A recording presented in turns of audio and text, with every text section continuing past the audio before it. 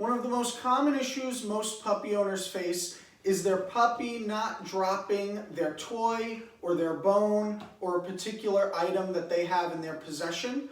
A lot of people also tell me that their puppies start learning to protect or resource guard their item that they have in their possession when the person approaches them.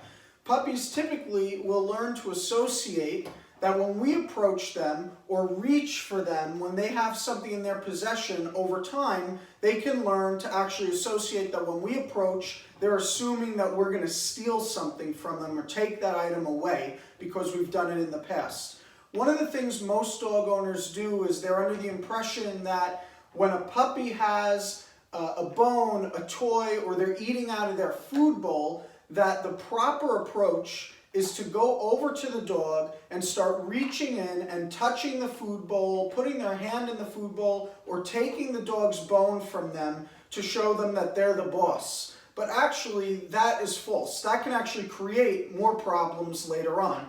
For a puppy that's confident or a puppy that's more persistent, like my puppy Journey, that could actually teach him to start protecting that item that's in his possession, and he could start learning to growl. He could start learning to run away from me and hold that item and protect it and not want to give that item up. But what I want Journey to learn is that every time I approach him, it does not mean that he needs to get in this state of mind where he has to feel he needs to protect the item that's in his possession, whether it's a bone, a toy, or even his food in his food bowl or his food puzzle.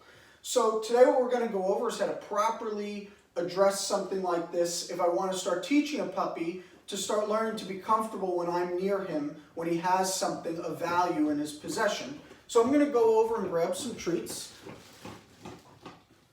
One of the first things that you want to do is you want to have food of value. So Journey right now has a dog bone in his possession, and I have some boiled chicken breast in my hand that's valuable. You want to use something that's of equal or more value than the actual item that the puppy has in his possession.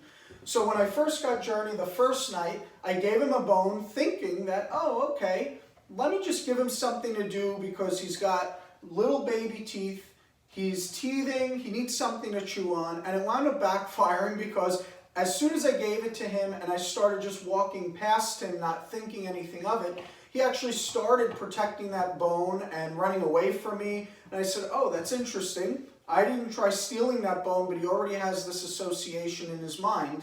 So what I started doing was tossing some treats towards him. So one of the ways to prevent something like this is to do little resource guarding prevention protocols. And basically what that means is when I appear, food appears. So basically, when I approach Journey, like right now, I'm just going to walk over and toss some food right in the front of him, and all of a sudden he stopped chewing his bone and he started picking the chicken up. So what I'm going to do is I'm going to approach again, and I'm just going to approach and toss some chicken right there, and then walk away.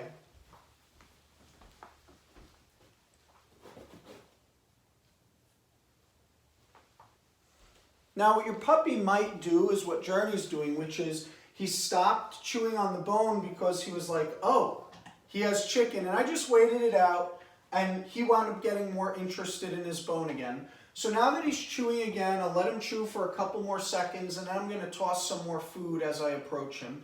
So I might start at the other end of the room or just about 5 or 10 feet away. And as I approach, I'm just going to drop some food and walk away. And if you saw that time, he actually was expecting that when I approached, I would give him something because he let go of his bone and he looked up at me. So we've been practicing this for a couple of days. And so he's been learning that when I approach, it doesn't mean he needs to get in this state of mind where he has to protect his item that is in his possession. And that doesn't mean I'm going to steal from him.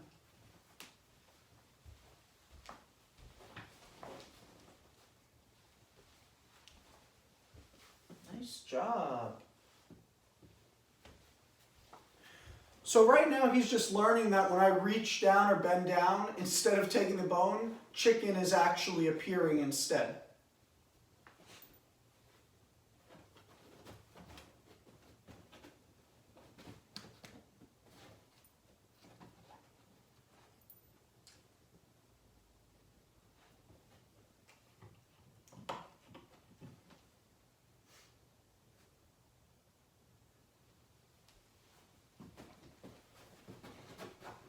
So I'm just waiting for him to get comfortable again and start chewing on the bone.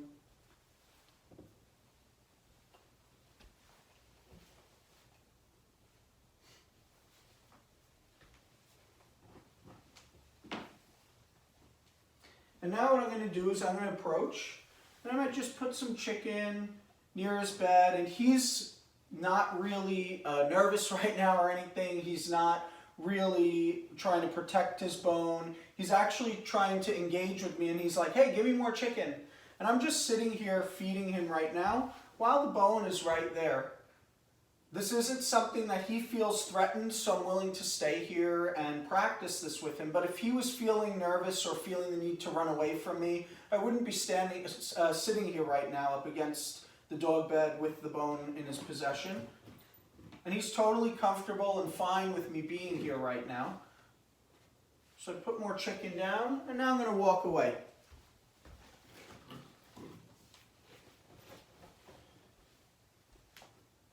Nice job. I might even place some food right next to the bone as if I was reaching for it. Good job.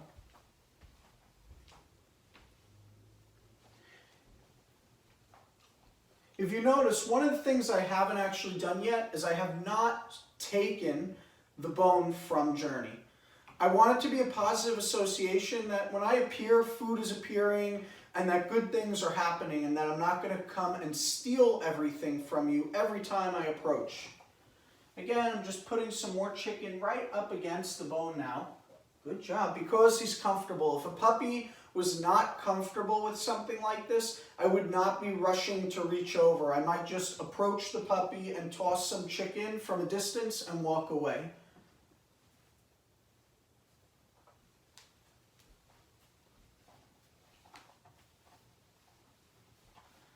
So now one of the things that you could do is you could choose to toss some food away from the item and just take the item away. And then when the puppy goes back to his bed, nice job. Then I can represent the bone and give it back to him.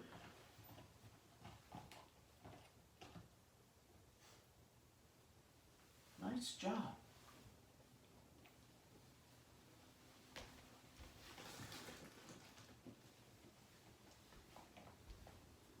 Nice job. And again, I could just toss the food away.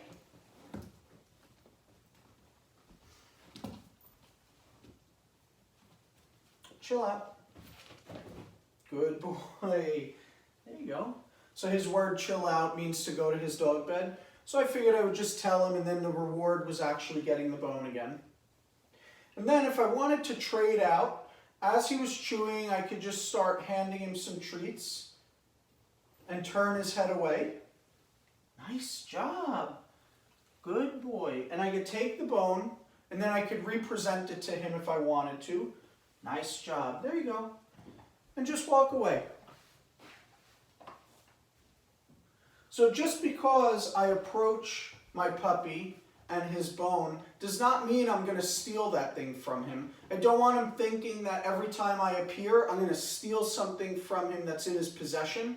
Like I said before, a lot of people are under the impression that we need to just reach into the dog's food dish or their bone and grab it from them to show them who's boss, but actually that can backfire and cause aggressive behavior and aggressive tendencies. So what we really want to do is teach our puppy that when I'm near or I'm, close by with you having something in your possession, it doesn't mean that I'm going to steal and that you need to feel threatened by me.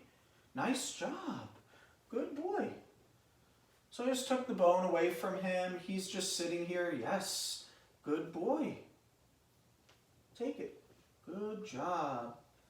Nice job. And he has no care in the world that I'm near him right now with the bone in his possession.